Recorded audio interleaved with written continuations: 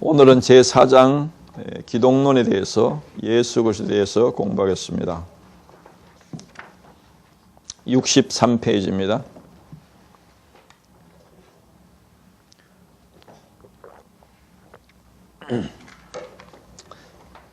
우리가 지금까지 공부한 것이 서론에서 성경론에 대해서 공부했습니다. 그래서 성경에 대한 관이 굉장히 중요하다고 그랬습니다.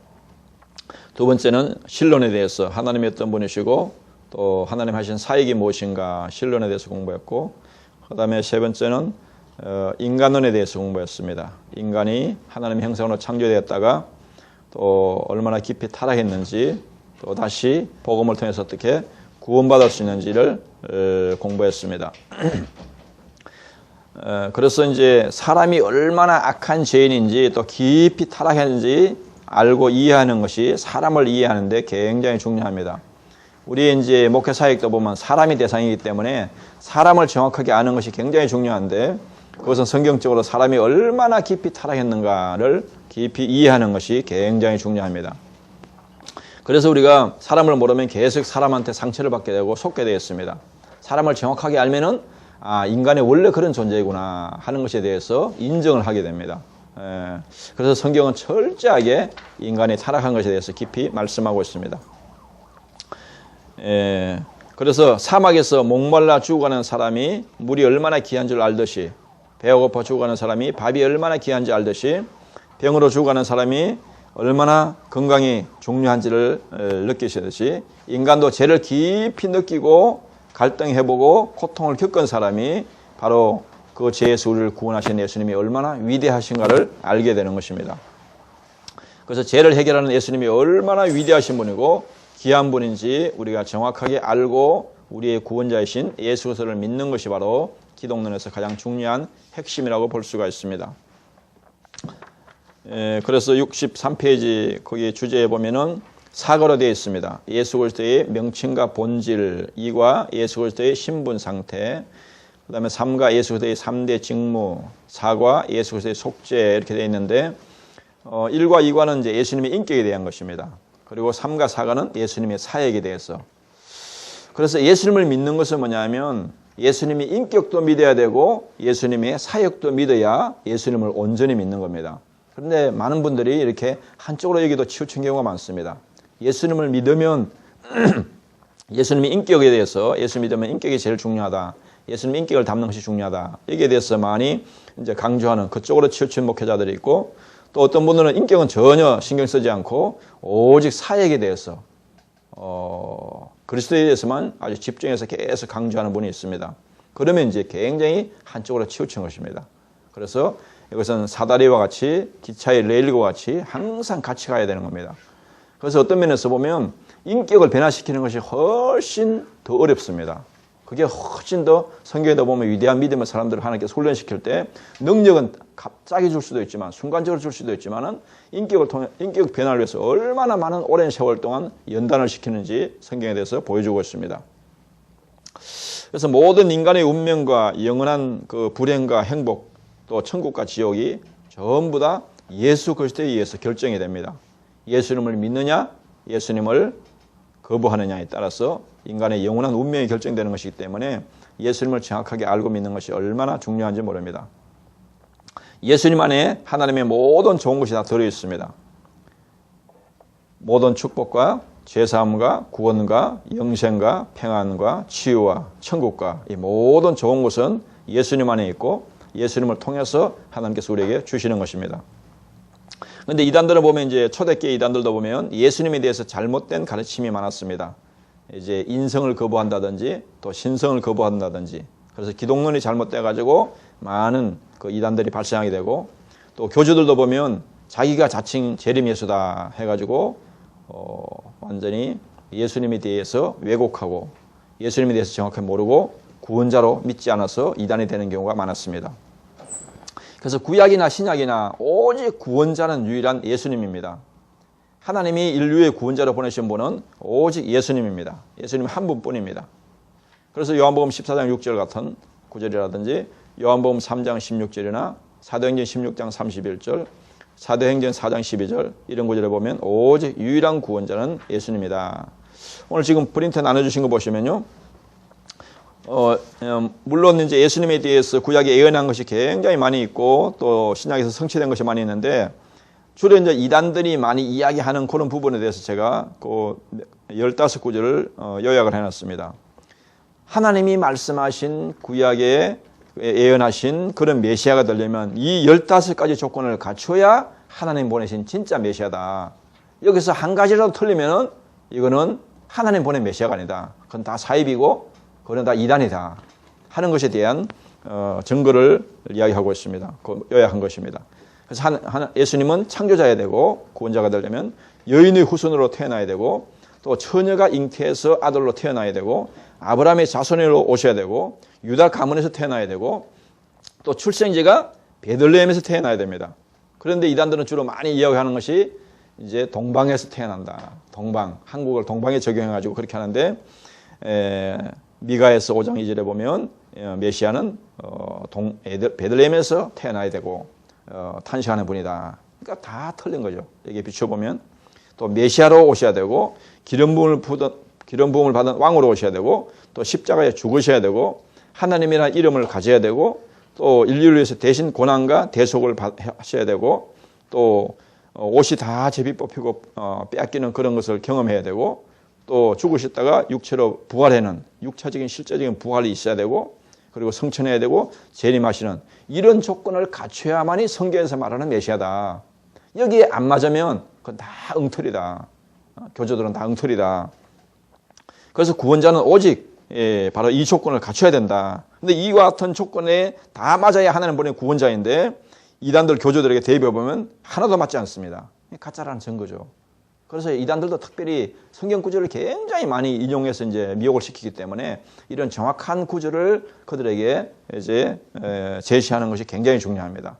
이단 전문가들이 보면 이제 그 이단에 빠진 사람을 개종시킬 때 보면 저도 이제 그 여호와 증인에 빠진 사람을 한번 다시 개종시킨 경우가 있고 또 하나님의 교회 우리 교인 중에 빠졌던 사람을 빼내는 경우가 있는데 그 경우가 뭐냐면 다른 게 아닙니다. 성경 구절을 그들에 대한 반박 구절을 정확하게 때려야 그 사람들이 깨어집니다.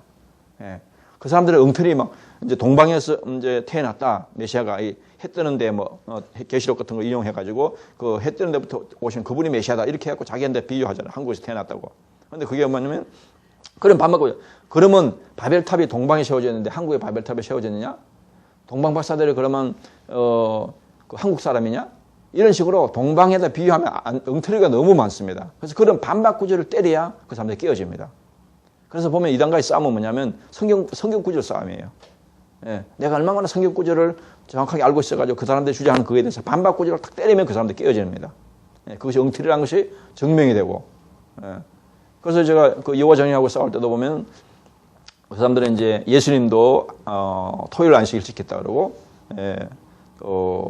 그래가지고 제가 이제 해당에 들어가서 그걸 지켰다 그래가지고 제가 반박 구절 때릴 때 그것이 아니다.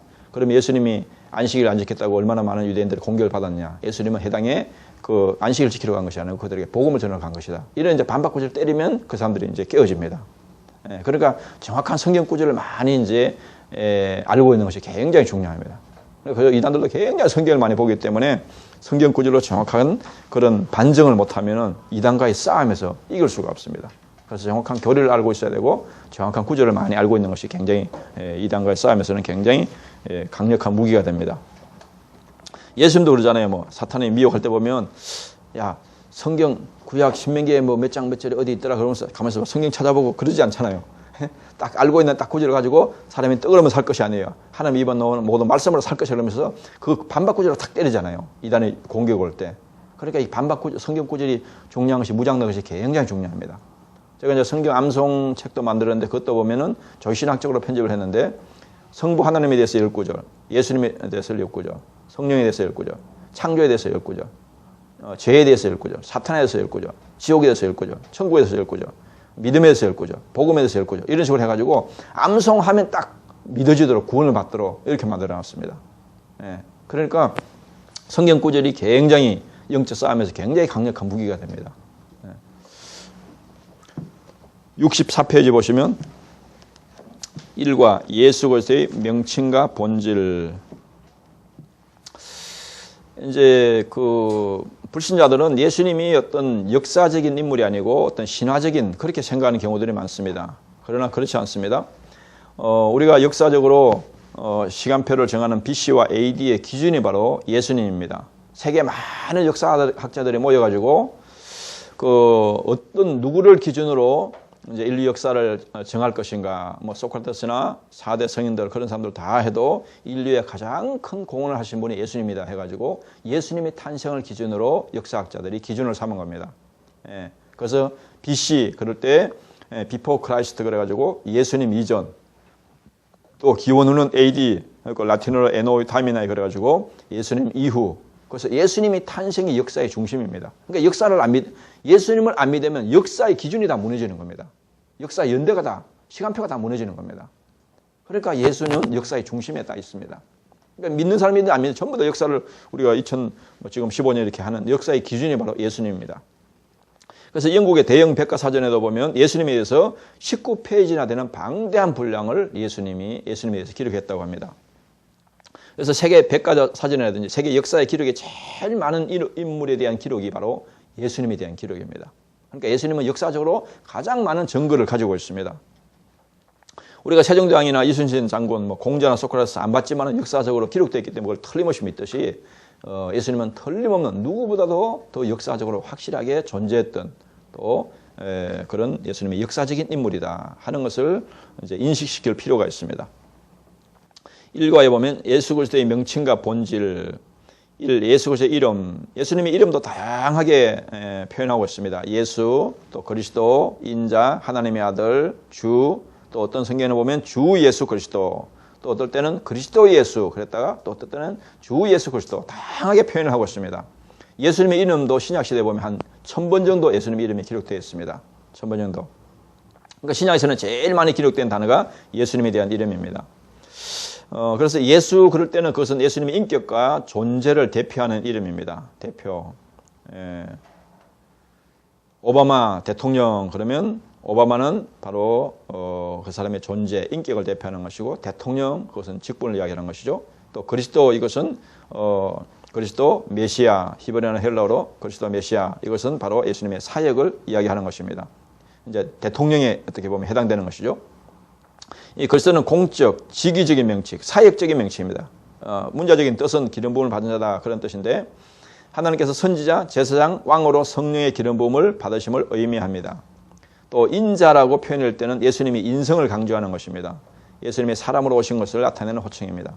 또 하나님의 아들이라는 것은 원어적으로 볼 때 이것은 예수님의 신성을 가리킵니다. 삼위 중에 제2위의 하나님을 가리킬 때 바로 하나님의 아들은 바로 예수님의 신성, 하나님을 보여주고 있고요. 또 주라는 말은 주인이라는 뜻인데 성경에 보면 주라는 단어가 한 816번 이상 나옵니다. 주인이란 말이 한 100번 정도 나오고요. 반대로 종이란 말이 601번 정도 나옵니다. 그러니까 상당히 이 구절도 많이 나오는 겁니다. 주인이나 종이나 이 의미가 많이 성경에서 강조되고 있는 것입니다. 그래서 예수님에 대한 존칭이고 교회와 성도의 주인이 바로 예수님이시다. 그래서 우리가 예수를 믿는 것은 새로운 주인을 받아들이는 거잖아요. 내가 내 인생의 주인으로 살다가 새로운 이제 완전한 새로운 주인으로 그러니까 내 주인으로 살아갈 때는 뭐냐면 내가 주인인 것 같지만 사실은 알고 보면 마귀를 주인으로 섬기는 겁니다. 마귀에 속고 있는 것이죠. 그런데 예수님을 새로운 주인으로 가장 좋으신 하나님을 새로운 주인으로 모시는 것이 바로 신앙이기 때문에 그래서 성경에서 주인이다, 주다는 말을 굉장히 많이 강조하고 있습니다. 주라는 단어는 삼일체 하나님에 대해 공동적으로 사용하고 있습니다. 하나님, 성부 하나님을 이야기할 때도 주 하나님 그렇게 말하기도 하고 또 예수님을 이야기할 때도 주 예수 그리스도 이렇게 말하기도 하고 성령을 또 이야기할 때도 성경에 보면 사도행전 8장 39절 같은 데 보면 주 성령 이렇게 말합니다. 그러니까 삼일체 하나님은 다 삼위 하나님의 성령이라는 거죠. 주는 다 공통적으로 사용하는 것입니다. 그래서 주여 그럴 때 이 의미가 굉장히 중요합니다. 그래서 어떤 선교사님은 카자흐스탄에 와서 한국교회에서 파송한 유명한 그 선교사가 있는데요. 아주 굉장히 유명한 선교사님인데 그분은 이제 큰 은혜 받은 것이 뭐냐면 주여 그러면 실감이 더 안 나가지고 예수님 보고 맨날 어떻게 했냐면 주인님 그러니까 굉장히 이게 실감이 나더래요. 그래서 훨씬 더 구체적으로 주님이 나의 삶의 주인으로서 주님을 주인으로 섬기는 그 자체가 훨씬 더 실감이 나고 삶의 적용이 더 잘 된다는 거예요. 언제나 주인님 내가 어떻게 할까요? 주인님 내가 어디로 갈까요? 주인님 내가 무엇을 할까요? 그러니까 예수님을 진정한 주인으로. 우리가 기도할 때는 주야 주라 하는데 그냥 내 멋대로 또 해버리기가 우리는 너무 쉽잖아요. 그런데 그것을 얼마만큼 철저하게 나를 죽이고 주님을 진정한 주인으로 섬기느냐에 따라서 우리의 인생이 완전히 판도가 바뀌어지는 것이기 때문에 주에 대한 또 분명한 성경적인 이해도 굉장히 중요하다 이렇게 봅니다. 두 번째 보면 예수님의 본질, 예수님의 본성에 대해서 예수님이 신이냐 인간이냐 이것이 이제 교회사에서 굉장히 몇백 년 동안 계속 논쟁이 되어 왔습니다. 예수님이 신성만 인정하고 인성을 부정한다든지 또 예수님이 인성만 인정하고 신성을 부정한다든지 이것이 오랫동안 이제 교회 역사에 싸우면서 신학자들에 의해서 이게 정확하게 정리가 된 겁니다. 그래서 오늘날은 이제 우리가 더 분명하게 점진적인 계시로 볼 때 더 정확하게 하나님 진리를 알고 있는 이제 지금은 많이 정리가 된 것이죠. 첫 번째가 예수님의 신성입니다. 예수님은 완전한 하나님입니다. 그래서 성경에서 보면 예수님이 그 하나님이라는 증거를 계속해서 많이 기록하고 있는데 명칭도 신적인 명칭을 사용하고 있습니다. 예수님은 하나님으로 불리고 하나님의 아들로 불리고 또 주라고 불리는 것은 바로 예수님의 신적인 명칭을 의미하는 것입니다. 65페이지 보면 체크할 것은요. 1번, 5번, 8번, 10번, 14번.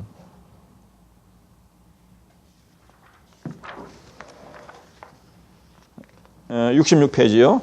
예수님이 왜 하나님이시냐. 신적 속성. 하나님만이 가질 수 있는 속성을 예수님도 그대로 가지고 있다는 겁니다. 온 우주에 충만 계신, 어디에나 계신 분, 또 영원하신 분, 또 전지하신 분, 전능하신 분, 이런 것은 하나님이 가진 속성인데 예수님도 그대로 가지고 있다는 겁니다. 또 예수님의 사역을 봐도 예수님은 하나님이시다. 신적인 사역, 그런 창조자이시고 또 창조한 것을 다 다스리고 통치하시는 섭리하시는 분이시고 권위 있게 신적인 권위를 가지고 교훈하신 분이고 기적을 행하시는 분이고 죄를 용서하시는 분이고 죄에서 자유를 주시는 분이고 안식을 주시는 분이고 기도를 들으시는 분이고 성령을 보내시는 분이고 죽은 자를 살리시는 분이고 심판하시는 분, 이런 사역을 볼 때도 이것은 하나님만이 할 수 있는 사역이다. 그래서 예수님은 분명히 하나님이란 증거를 보여주고 있다는 것입니다. 또 신적인 영광, 성부 하나님이 받을 수 있는 그런 영광을 예수님도 그대로 같이 받고 있다는 겁니다. 삼위 하나님과 동등하게 항상 언급하고 있고 자신의 신적 영광을 선포하고 있고 영원히 찬양과 경배를 받으실 것을 특별히 계시록 같은 데 보면 잘 보여주고 있습니다. 또 이제 실제적인 증거 중에서는 가장 중요한 것이 바로 부활하신 것이 가장 예수님이 하나님이라는 확실한 증거 중에 하나입니다. 그 밑에 구절 하나 적어 놓으시오. 부활. 로마서 1장 4절.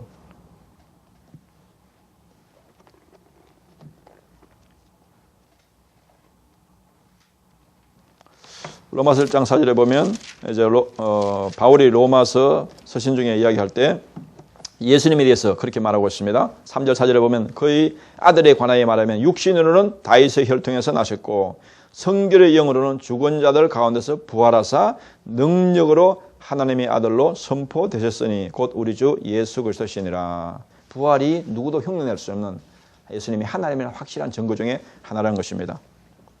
그 다음에 오른쪽에 성경 구절을 보시면 5번, 9번, 16번 예수님의 신성에 대해서 말씀하고 있습니다. 68페이지요. 예수님의 인생에 대해서. 예수님은 완전한 하나님이신 동시에 또 완전한 인간이십니다. 또 인간에게 돌리는 명칭을 그대로 예수님께 이야기하고 있습니다. 여인의 후손으로 오시고 아브라함의 씨로 오시고 한 아기로 태어나고 이새의 줄기로 그 후손으로 태어난다. 이렇게 표현한 부분들, 또 인자라고 표현된 부분이 사복음서에서 84회 이상 사용되고 있고 또 사람으로 표현되는 구절도 많이 있습니다. 또 인적 속성, 인간이 가진 속성, 우리 같은 인간이 가진 그 속성을 그대로 가지고 있다는 겁니다. 육신으로 실제로 그대로 태어나셨고 또 몸과 영혼을 우리와 같이 똑같이 가지셨고 또 몸도 자라고 지혜도 자라는 성장 과정이 있었고 또 때로는 연약해서 쉬기도 하고 주무시기도 하고 피곤하기도 하고 우리와 같은 똑같은 이런 인간의 속성을 가지고 있다는 것입니다. 이런 걸 볼 때 예수님은 또 틀림없이 인간이시다는 것입니다. 그런데 우리의 차이점은 뭐냐면 예수님은 인간을 취하셨지만 인성을 가지고 오셨지만은 죄가 없다는 것이 우리와 구별점입니다. 예수님은 사람으로 이 땅에 태어나서 오셨지만은 한 번도 죄를 짓지 않는 100% 하나님의 율법을 완성하신 그런 분이시다는 것입니다. 세 번째는 예수 그리스도의 일인격성. 이것을 양성일이라고도 하는데 예수님은 완전한 하나님이요 완전한 사람입니다. 그러니까 신성과 인성을 함께 가지고 계시는 것입니다. 그러니까 한 인격 안에 두 가지 성품을 가지고 계시다는 것입니다. 이건 아주 예수님의 신비입니다. 그러니까 완전한 하나님이시고 완전한 사람이면 그러면 두 사람이냐? 그게 아니란 겁니다. 한 인격 속에 그 신성과 인성을 그대로 공존하고 가지고 계시다는 것이 예수님의 일인격성입니다. 한 분의 인격 속에 두 성품이 있다는 뜻입니다. 왜 그러냐 하면은 결론적으로 예수님의 가장 역할이 구원자이기 때문에 구세주의 자기의 요건이 뭐냐면 완전한 하나님이고 완전한 인간이어야 합니다. 디모데전서 2장 5절에 보면 하나님은 한 분이시요 또 하나님과 사람 사이의 중보자도 한 분이시니고 사람이신 그리스도 예수라 그렇게 말하고 있습니다. 그래서 이것이 왜 중요하냐 하면은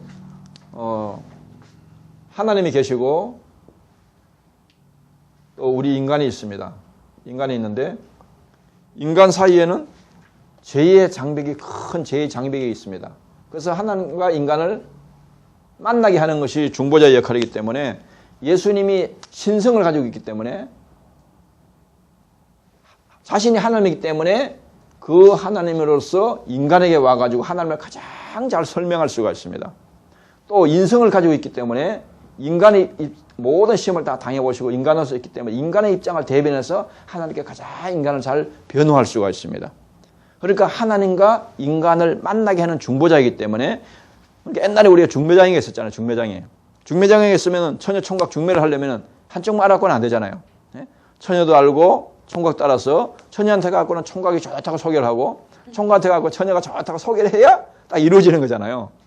그거 마찬가지로 예수님이 중보자니까 쉽게 말하면 중매장이라는 거예요. 그래서 예수님이 하나님이시고 완전한 인간이시기 때문에 하나님을 너무 잘 알고 그 하나님을 인간에게 가장 정확하게 소개할 수가 있고 또 인간으로서 인간이 되어보셨기 때문에 인간의 입장을 가장 대변하는 변호자로서 하나님께 인간을 변호할 수가 있다는 것입니다. 요한일서 2장 2절에 보면. 그래서 예수님이 한 손은 하나님의 손을 잡고 한 손은 인간의 손을 잡고 만남을 주선하는 중보자이기 때문에 이 두 가지 조건을 갖춰야만 완전한 중보자가 될 수 있다는 겁니다. 예를 들어서 마리아 같은 경우는 훌륭한 인간으로는 볼 수가 있지만은 신이 아니에요. 아무리 해도 신이 될 수는 없습니다. 신에 도달할 수가 없어요. 그러니까 중보자가 될 수가 없어요. 그러니까 천주교 같은 데는 중보자를 세우는 것이 그게 예수님을 모독하는 겁니다. 이게 큰 죄가 되는 겁니다.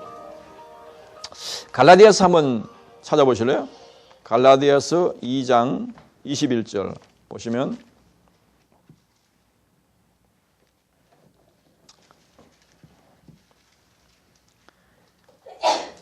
내가 하나님의 은혜를 패하지 아니하노니 만일 어렵게 되는 것이 율법으로 말미암으면 그리스도께서 헛되이 죽으셨느니라. 그러니까 중보자 예수님으로 말미암아 우리가 죄가 용서받고 구원받는데 만약에 율법을 지킨다든지 뭐 다른 중보자를 통해서 우리가 구원받을 수 있다 그러면 그거는 예수님의 죽음을 헛되게 만드는 엄청난 죄를 짓는 것이라는 겁니다.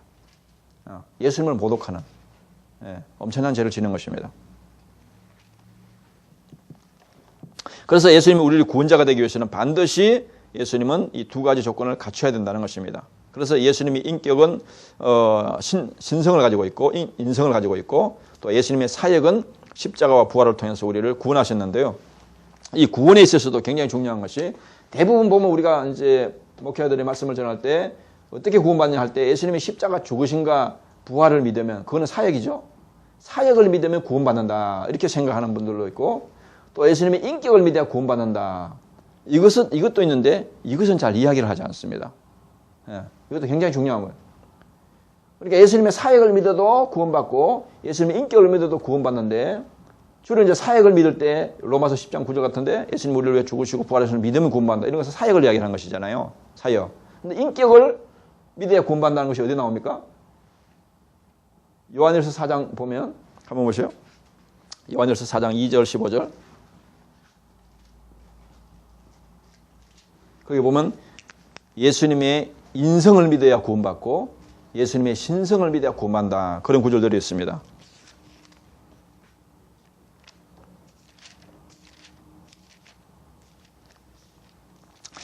4장 2절에 보면 이로써 너희가 하나님의 영을 알지니 곧 예수 그리스도께서 육체로 오신 것을 시인하는 영받아 하나님께 속한 것이요. 그러니까 예수님의 인성을 인정하고 믿어야 이게 하나님께 속한 사람이고 15절에 보면 누구든지 예수를 하나님의 아들이라 신성, 예수님의 신성을 시인하면 믿고 인정하면 그 하나님이 그의 안에 거하시고 그도 하나님 안에 거하시느니라. 그러니까 성경은 예수님을 믿어야 구원받는데 예수님의 인격을 믿어도 구원받는 인성과 신성을 믿어야 구원받고 또 예수님의 사역, 십자가 죽으신가 부활을 믿을 때도 구원받는데 대부분 이 부분만 이야기하지 이 인격을 믿어야 구원받는다. 이 부분은 대부분 설교를 잘 안 합니다. 그러니까 한쪽으로 치우쳐 있다는 거죠. 이것도. 그러니까 이 양면성이 굉장히 중요하다는 것입니다.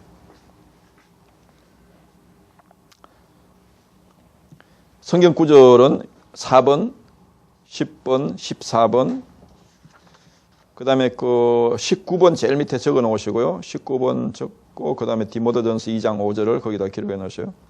19번.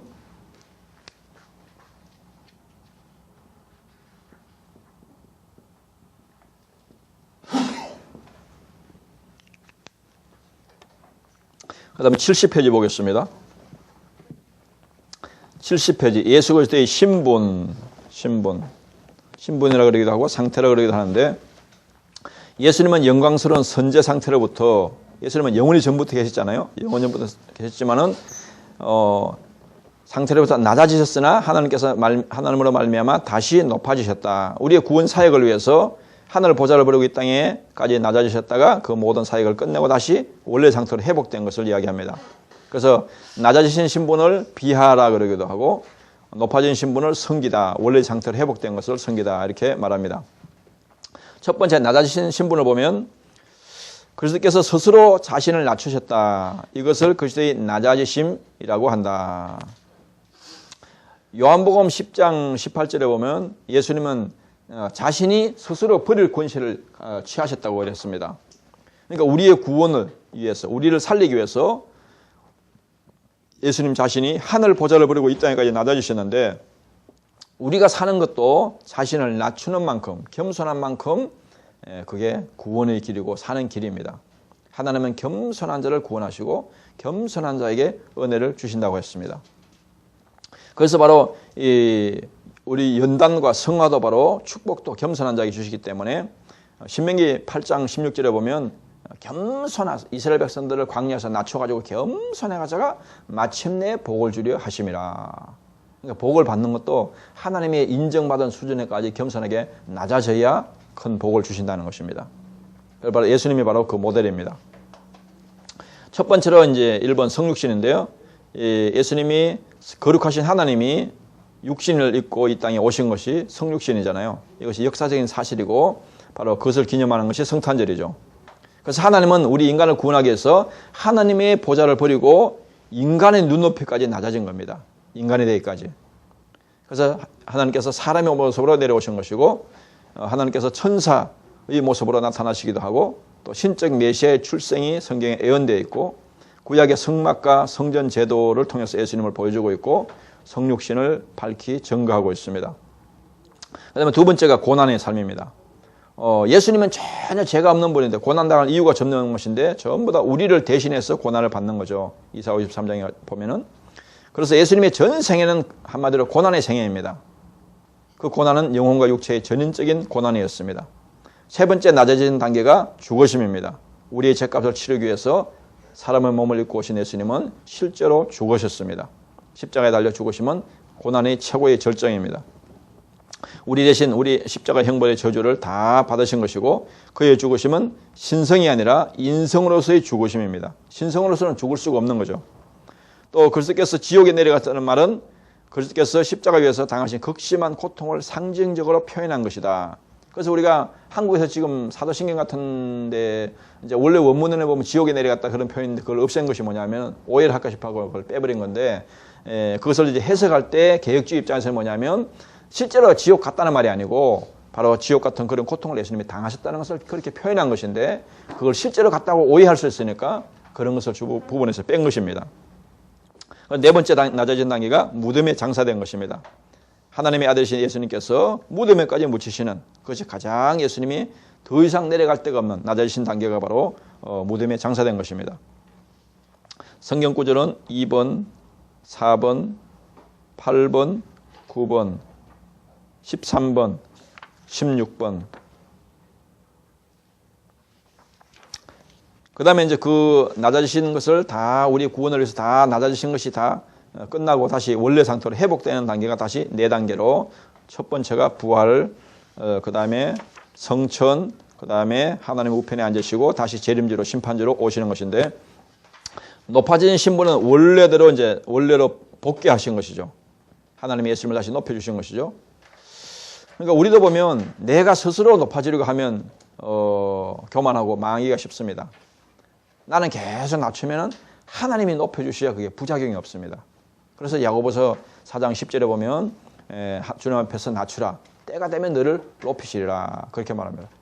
저도 처음에 청년 때 이제 은사를 많이 받고 한때 교만해가지고 하여튼 엄청난 연단을 받았습니다. 그래서 한 20년 이상 뼈아픈 연단을 받으면서 느끼게 한 것이 뭐냐면 교만하면 죽는다. 교만하면 죽는다. 이것을 뼈에 새기도록 하여튼 비참한 연단을 수없이 많이 받았습니다. 하여튼 죽을 고비도 몇 번 넘기고요. 그래서 그리스도께서도 죽고 부활하사 하나님의 아버지께 높임을 받으셨다. 이것을 그리스도의 높아지심이라고 한다. 이것을 빌립보서 2장에 너무 정확하게 잘 말씀하고 있죠. 첫 번째 단계가 이제 부활입니다. 부활. 부활했는데 영이 부활했겠습니까? 육체가 부활했겠습니까? 육체가 실제로 부활한 겁니다. 근데 이단들은 영이 부활했다 그럽니다. 이단들은 영이 부활했다면 큰일 나는 거예요. 예. 예수님은 영은 죽는 것이 아니고 그래서 육체가 실제로 죽었다가 부활한 것이 그게 부활이잖아요. 죽음에서 부활하는 것이 살아나는 것이 부활이잖아요. 그런데 이단들은 이것이 영으로 부활했다 이렇게 말합니다. 왜 그러냐? 왜 그러면 그 영으로 부활한 그 영이 자기한테 들어왔기 때문에 자기가 메시아다 이렇게 적용하는 겁니다. 또 창세기 1장 같은 거 해석할 때도 보면 이단들은 어떻게 해석하냐? 그걸 하나님이 창조한 물질 세계잖아요. 그런데 그건 창조 세계가 아니고 영적 세계를 창조한 것이다. 이렇게 해석을 합니다. 그러면 이게 해석을 자기가 갖다 맞춰도 이게 맞는 것인지 틀리게 해석한 것인지 증명이 안 되려나 드러나지 않는 거예요. 그런 식으로 아주 교묘하게 성경을 해석을 합니다. 그러니까 이것은 실제로 육체가 부활한 겁니다. 실제로 육체가 부활한 거예요. 성경에 부활이라는 단어가 한 41번 기록되는데 다시 살아났다는 말도 62번 해서 103번 이상 부활에 대해서 기록하고 있습니다. 사복음서도 뭐 끊임없이 많이 증거하고 있고 천사들, 여자들을 또 베드로, 요한, 제자들 부활하셔가지고 11번 나타나신 것에 대해서 그 구절이 정리되어 있습니다. 사도행전에도 증거하고 있고 바울 서신서에도 예수님의 부활을 증거하고 있고 예수님 자신도 부활에 대해서 예언했습니다. 예수 그리스도의 부활의 의미가 뭐냐면 선언적 의미로 볼 때는 예수 그리스도의 부활은 신적 인격과 속죄 사역이 참된 것을 선포하는 것입니다. 그러니까 예수님의 신성과 예수님의 그 속죄 사역이 진리다, 진실이라는 것을 확실하게 증거하고 선포하는 것이 예수님의 부활 사건이라는 겁니다. 또 상징적인 의미는 예수 그리스도의 부활은 모든 성도들의 그 부활, 중생과 몸의 부활을 상징적으로 보여주고 있습니다. 첫 열매로서. 또 도구적인 부활은 그리스도의 구원을 실제로 이루시는 사건입니다. 그래서 우리가 가장 복음을 요약할 때 예수님이 십자가에 내 죄를 위해서 죽으시고 부활하신 것을 믿어야 제사함 받고 구원받잖아요. 그러니까 구원적인 의미로도 이 부활을 확실히 믿는 것이 굉장히 중요합니다. 그런데 사실 이 부활은 우리가 인생에서 경험할 수 없기 때문에 굉장히 잘 믿기가 힘든데요. 제 아들도 3년 동안 그렇게 날마다 예수님의 기적을 보여줘도 부활했을 때 실제는 안 믿었습니다. 마가복음 10장에 가보면요. 여인들이 가서 부활한 그 예수님을 만나고 제 아들한테 전해줘도 헛하는 듯이 보였다 그러고 믿지는 않았습니다. 제 아들이. 그만큼 이 부활이 믿기가 힘든 겁니다. 그런데 제 아들이 언제 실제로 믿어지냐면 이제 40일 동안 예수님을 보고 나서 엄청난 충격을 받고 그리고 오순절 성령이 임하고 나서부터 그들이 확실히 믿을 때 부활에 대해서 목숨을 걸고 복음을 전가하는 그런 위대한 증인으로 변화가 됩니다. 어떤 그 요새 그 부활만 계속 전해가지고요. 강력한 메시지를 전하는 교회가 어느 교회가 있습니다. 강원도의 어느 지역에 있는 교회인데요. 그래서 엄청난 그 역사가 일어나고 하는데 부활만 1년 내내 설교 메시지가 부활만 전합니다. 그래서 강력한 메시지를 전하는데 근데 또 그러면 그게 굉장히 치우침이 됩니다. 왜냐하면 부활은 우리가 부활한다고 하고 부활을 전한다고 부활이 되는 것이 아니고 우리가 십자가에 죽는 만큼 부활의 영광은 하나님이 주시는 겁니다. 그러니까 어떻게 보면 십자가의 정신은 우리의 어떤 영성은 뭐냐면 십자가 정신으로 살 때 부활의 역사를 경험할 수 있는 것이지, 내가 죽는 만큼 부활의 역사를 경험하는 것이지, 내가 부활을 추구한다고 해가지고 부활은 축복이고 좋은 거고 능력이잖아요. 십자가는 죽는 것이고 희생하는 것이고 나를 죽이는 것이고. 그러니까 예수님이 뭡니까? 부활을 믿고 나를 따라오라 그런 것이 아니라 부활은 장래의 영원한 소망을 이야기하는 것이고, 예수님이 뭐랬으면 제자들에게 너희는 날마다 자기 십자가를 지고 나를 따라오라 그랬잖아요. 십자가 정신으로 우리가 좁은 길로 가는 것이 우리의 어떤 신앙의 정도를 가는 것입니다. 천국 갈 때까지는 좁은 길을 가는 것이. 그래서 십자가 정신이 굉장히 중요합니다. 십자가 정신에 가까운 만큼 우리가 영적으로 거룩할 수 있는 것이고 깨끗한 것이고, 십자가가 멀어지고 세속화되는 만큼 우리가 타락하는 거죠. 그래서 바울도 보면 고린도서 2장 2절 같은 데 보면 내가 평생 소원이 뭐냐? 내가 예수 십자가 외에는 아무것도 알지 않기로 적장했다. 갈라디아서 6장 14절 같은 데도 내 오직 평생 자랑은 오직 십자가밖에 없다. 그렇게 바울도 고백하고 있습니다. 바울도 철저히 십자가 정신입니다. 오른쪽 구절은 6번, 7번, 6, 7, 8, 10번, 15번.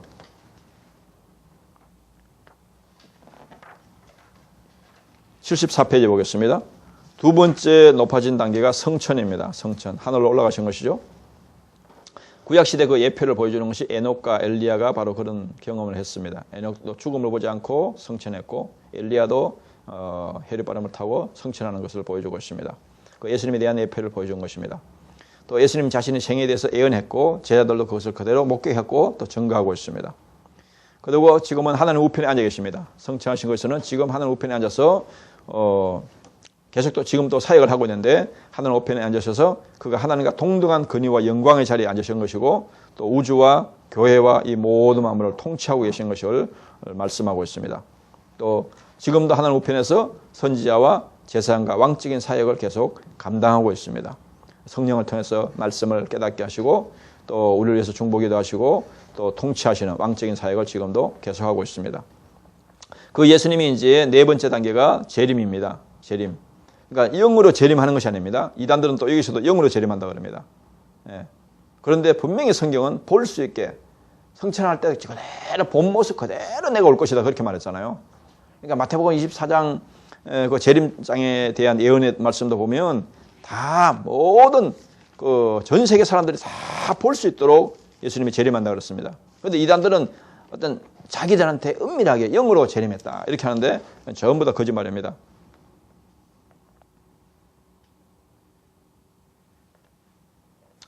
마태복음 24장 29절에서 보면 그날 환란 후에 즉시 해가 어두워지며 달이 빛을 내지 않으며 별들이 하늘에서 떨어지며 하늘의 권능들이 흔들리리라. 그때 인자의 징조가 하늘에서 보이겠고 그때 땅의 모든 족속들이 통곡하며 그들의 인자가 구름을 타고 능력과 큰 영광으로 오는 것을 보리라. 보리라. 그러니까 실제로 그 부활의 몸으로 부활체의 몸으로 오신다는 겁니다. 그러니까 영으로 은밀하게 재림하는 것이 아닙니다. 육체를 실제로 그대로 재림하시는 겁니다. 그리스도께서 장차 산자와 죽은 자를 심판하실 텐데 믿는 자에게 영생을, 불신자에게 영원한 형벌을 주시기 위해서 이 세상에 다시 재림하시는 것입니다. 재림의 확실성은 너무도 성경에서 많이 강조하고 있습니다.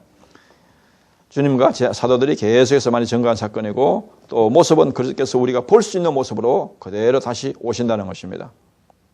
그래서 우리가 기도할 때 예수 그리스도로 충만한 것, 물론 성령 충만한 것도 중요한데 또 예수 그리스도로 충만한 것이 굉장히 중요합니다. 그만큼 복을 받을 수가 있고 위대한 삶을 살 수가 있습니다. 사도행전 3장 6절 같은 데 보면 베드로가 고백하죠. 내게 금과 은은 내게 없지만 내게 있는 것 나사렛 예수 그리스도의 이름으로 걸으라. 그러니까 예수 그리스도가 충만해지니까 얼마나 그 삶이 위대한 삶으로 능력 있는 삶으로 나타나는지를 보여주고 있습니다. 빌립보서 3장 8절 같은 데 바울도 고백하죠. 내가 모든 것을 다 배설물로 여기고 오직 예수 그리스도를 얻기 위해서 예수 그리스도로 충만하기 위해서 모든 것을 배설물로 했다. 또 갈라디아서 2장 20절도 위대한 고백이죠. 나는 완전히 죽었다. 오직 내 안에 살아계시는 분은 예수님이다. 바울이 그런 고백을 하고 있습니다. 75페이지 성경 구절 5번, 8번, 15번, 18번. 계시록에도 보면 그 18번 보면 볼지어다 그가 구름을 타고 오시리라. 각 사람의 눈이 그를 보겠고 그를 찌른 자들도 볼 것이요 땅에 있는 모든 족속이 그로 말미암아 애국하리니 그러하리라. 분명히 주님이 보는 상태로 오신다는 겁니다. 76페이지 3가 예수 그리스도의 3대 직무. 예수님의 모든 사역도 다 우리의 구원을 위한 것이죠. 예수 그리스도께서 이 세상에 오셔서 이루시는 사역은 한마디로 죄인의 구원인데 죄인들과 하나님 사이의 중보자로서의 사역이다. 그리스도의 3대 직무는 선지자직, 제사장직, 왕직이다. 그래서 성경에서 복음이 뭐냐 할 때 복음에 대한 정의가 교파마다 다 다릅니다. 다양합니다.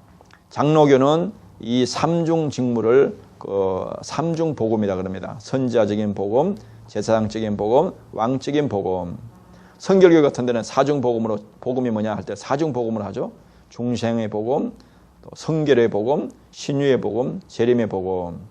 또 오순절 같은 경우는 5중 복음이라 그럽니다. 복음에 대한 정의를 내릴 때 중생의 복음, 성령 충만한 복음, 신유의 복음, 축복의 복음, 재림의 복음 이렇게 합니다. 그런데 예수님이 이제 하신 일이 보면 3년 동안 제일 많이 하는 것이 선지자로서 말씀을 가르치시고 천국 말씀을 가르치시고 제사장으로서 천국 복음을 전파하시고 그 다음에 왕으로서 귀신을 쫓아내고 병을 치유하는 이 3대 사역을 계속 반복해서 했습니다. 그것이 핵심적인 복음의 내용입니다. 왜냐하면 우리가 타락한 것이 지정이가 타락했다 그랬잖아요. 그러니까 구원도 지정이가 온전히 구원받아야 온전한 구원이 되는 거죠. 근데 보면은 이제 성결교 같은 데는 4중 복음으로 이야기하고 있지만은 뭐가 빠졌어요? 선지자진 복음이 빠진 거예요. 오순절 5중 복음으로 이야기하지만 거기도 선지자적인 복음도 빠진 것이고 제사장적인 복음도 빠진 것이고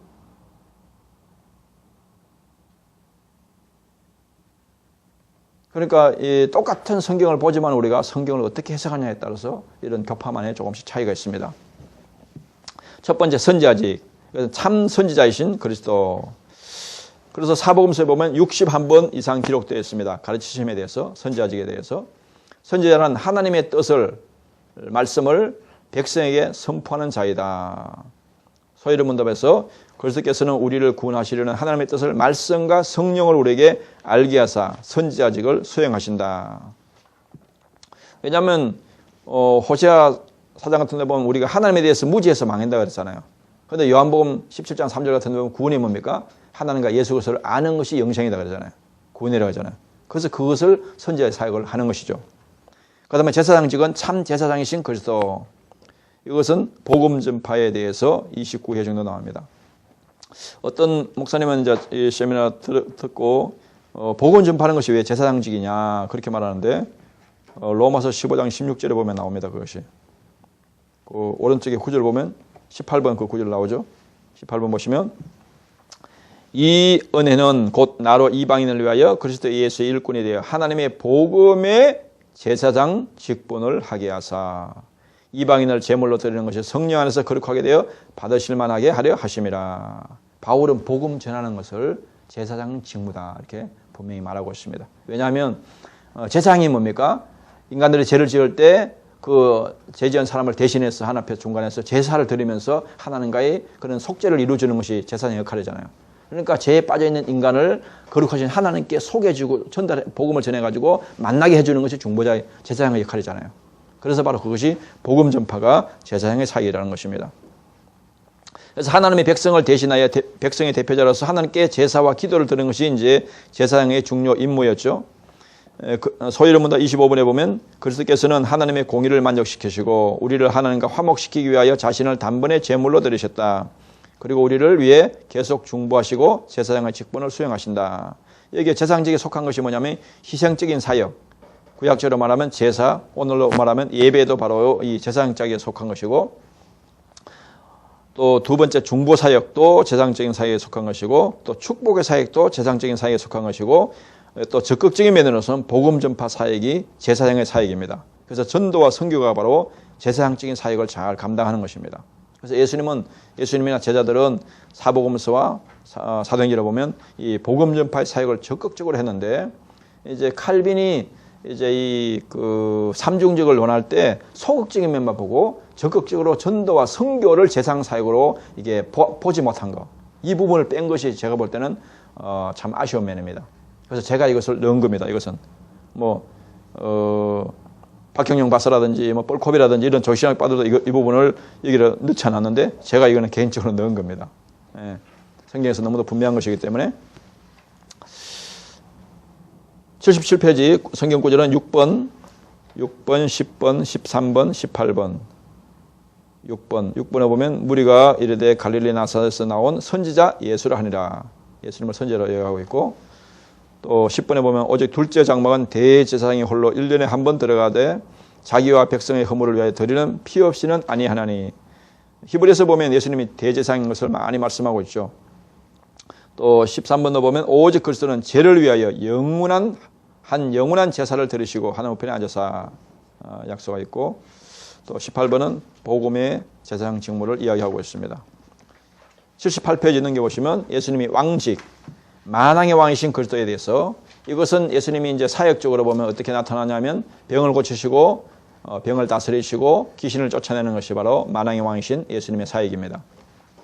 그리스도의 왕직은 하나님의 백성을 다스리고 보호하는 직분이다. 소리문답 26번에서도 그리스도께서는 우리를 그 자신에게 복종케 하시고 보호하신다. 그리고 그와 우리의 모든 원수들을 제압하시고 정복하셔서 왕의 직분을 수행하신다. 이 왕직에 속한 것이 교회를 다스리는 왕권과 또 온 우주 만물을 통치하시는 왕권, 그리고 치유사역. 이 치유사역도 이제 주로 박형용 박사라든지 폴컵 이런 데는 주로 안 넣는데 이것도 제가 넣은 것입니다. 거기서는 주로 뭘 넣느냐 하면은 이제 이 부분도 보면 말씀 가르치는 것은 잘 이제 칼빈의 기독교 강의에서 잘 봤는데 제사장직 임무에서는 뭐냐면 소극적으로 보고 성찬을 거기다 많이 넣어가지고 성찬에 대해서만 굉장히 강조하고 복음 전파를 전혀 제사장직군으로 뺀 것이 그것이 굉장히 아쉬운 점이고 또 이 왕직에서도 보면 뭘 주로 많이 합니까?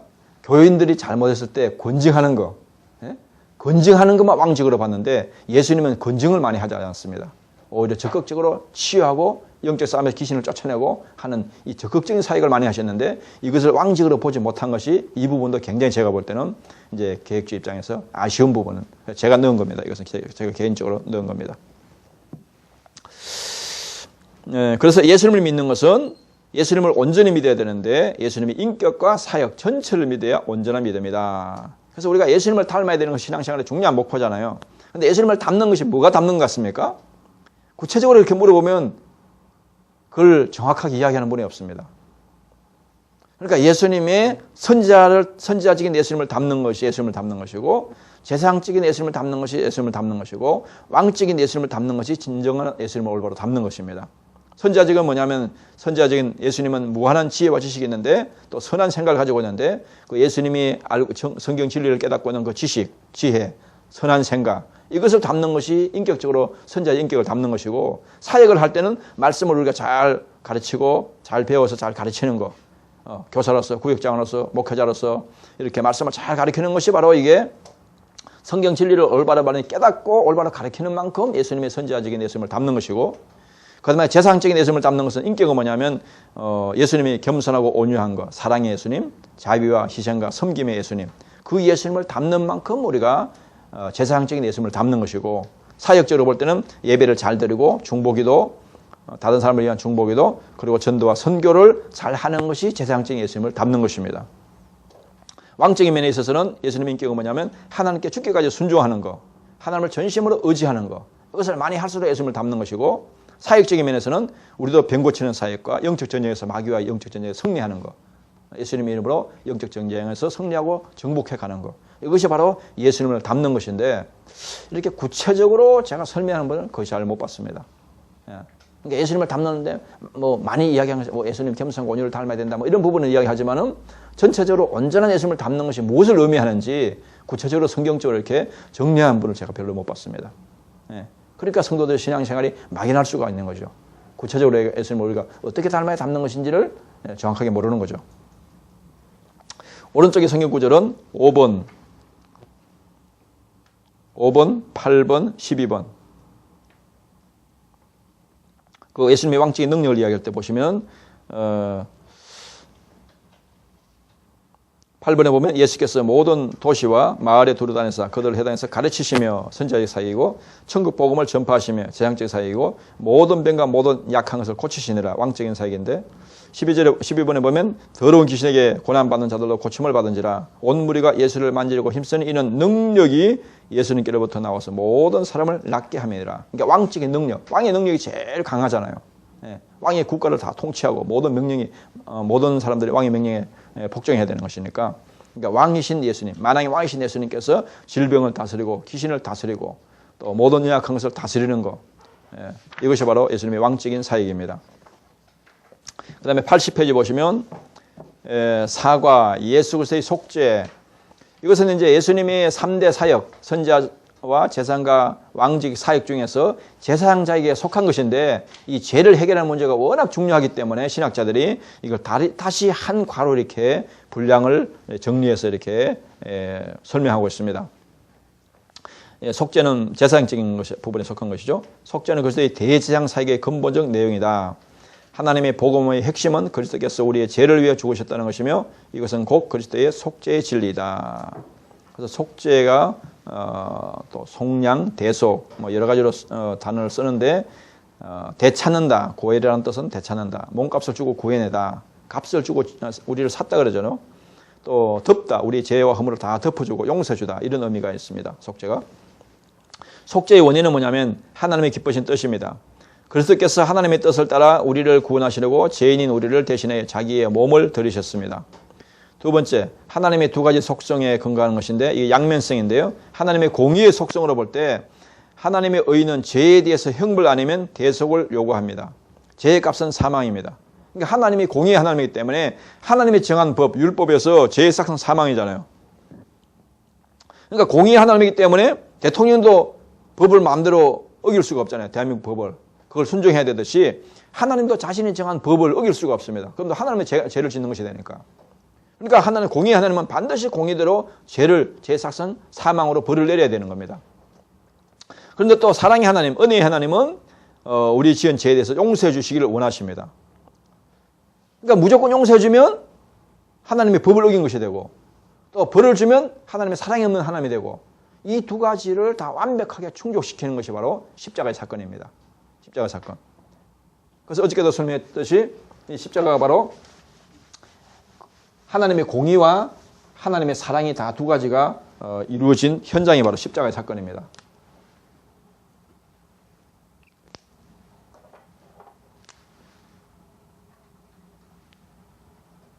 내가 있고 예수님이 있으면 내 모든 죄를 예수님께 전가가 된다 그랬죠.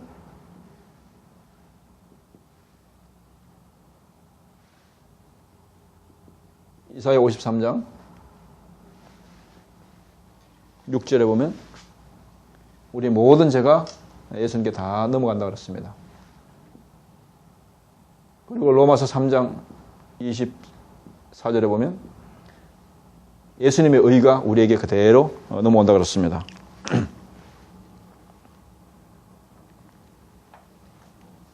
그러니까 십자가에서 이 두 가지가 충족된 겁니다. 우리의 모든 죄에 대해서 예수님의 대신 여기서 모든 죄에 대해서 형벌을 받으시고 그거에 근거해서 하나님께서 용서해 주시기 때문에 공의의 법도 성취하고 사랑의 법도 성취하는 두 가지가 완전히 성취된 것이 바로 십자가의 사건입니다. 속죄의 의미, 속죄라는 것은 굉장히 넓은 뜻인데 이 네 가지 단어를 의미를 다 포함한 말입니다. 첫 번째 제사라는 의미인데요. 구약의 제사의 기본적인 의미는 속죄입니다. 그것은 제물이 죄인을 위해 대신해서 형벌을 받는 것입니다. 그리스도께서 선택된 자들을 위해서 영원한 속죄 제사를 드리셔서 그들이 받을 형벌을 대신 담당하시고 하나님의 공의를 만족시켰습니다. 이것을 속상, 죄의 죄책과 형벌에 대한 보상이라고 부릅니다. 두 번째는 구속입니다. 예수님께서 십자가에 죽으셔서 피를 흘리신 피값으로 우리를 샀다는 겁니다. 값을 주고 샀다는 겁니다. 모든 죄책과 형벌로부터 우리를 건져내신 것입니다. 그 다음에 유하는 그리스도께서 죽으심으로 우리의 죄에 대한 하나님의 진노를 가라앉히고 제거했다는 겁니다. 하나님의 공의의 법을 우리 인간이 어겼기 때문에 굉장히 화가 나 있는데 그것을 예수님의 그 속죄로 말미암아 하나님 마음을 다 화를 누그러뜨렸다는 겁니다. 그 다음에 네 번째는 화목. 이제 원수관계에서 예수님이 십자가 사건을 통해 살아나는 우리와 원수 관계를 다 제거하고 좋은 관계로, 하나님의 자녀의 관계로 회복시킨 거. 이 네 가지를 다 합해서 이것을 속죄다 이렇게 말합니다. 그 다음 오른쪽에 성경 구절 보시면 2번, 3번, 14번 2번, 4번, 14번 또 82페이지 보겠습니다. 세 번째, 속죄의 성격. 그 속죄는 어떤 성격을 가지고 있느냐? 첫 번째는 역사적인 성격을 가지고 있습니다. 그러니까 예수님이 2000년 전에 유대 땅에서 실제로 우리 죄를 지시고 죽으신 역사적인 사건이란 겁니다. 이건 신화가 아니란 겁니다. 어떤 꾸며낸 이야기가 아니란 거예요. 역사적인 사실이란 겁니다. 역사적인 사실. 이게 굉장히 중요합니다. 두 번째는 객관적인 사실이다. 예수님의 속죄 사역은 1차적으로 하나님께 대한 순종의 사건이고, 또 예수님께서는 자신의 속죄 사역이 죄인의 심령 속에 주관적인 효력을 미치기 전에 하나님의 뜻을 따라 객관적이고 역사적으로 우리의 죄 문제를 이미 해결하신 것입니다. 객관적으로 해결하신 것이고, 또 세 번째는 대리적인, 우리를 대신해서, 자신은 죄가 없지만 우리를 대신해서 치르신 사건이라는 것이고, 그 예수님의 속죄는 완벽하다는 겁니다. 조금도 부족함이 없는, 우리 죄를 완벽하게 해결할 수 있는 완벽하다는 것입니다. 성경 구절 6번, 9번, 16번 6번, 9번, 16번 16번에 보면 예수께서 신포도주를 받으신 후에 이르시되 다 이루었다 하시고 머리를 숙이니 영혼이 떠나가시니라. 다 이루었다, 이것이 헬라어로 원어는 테틀라스타이라는 뜻인데, 값을 빚으셨는데 죄를 빚으로 표현해가지고 빚을 100조를 졌다 그러면 그걸 1원도 남김없이 다 완벽하게 갚았다, 이런 뜻입니다. 그 다음에 84페이지 속죄의 범위.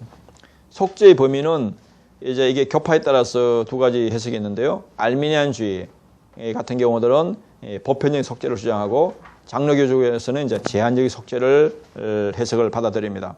보편적 속죄는 뭐냐면 예수님이 모든 인류의 죄를 다 짊어지고 죽었다는 것이고, 제한적 속죄는 뭐냐면 택한 백성들을 위해서 죄값을 지불했다는 것입니다. 그러면 만약에 예수님이 모든 인류를 위해서 다 피를 흘려서 죄값을 지불했으면 모든 인류가 다 구원받아야 되잖아요.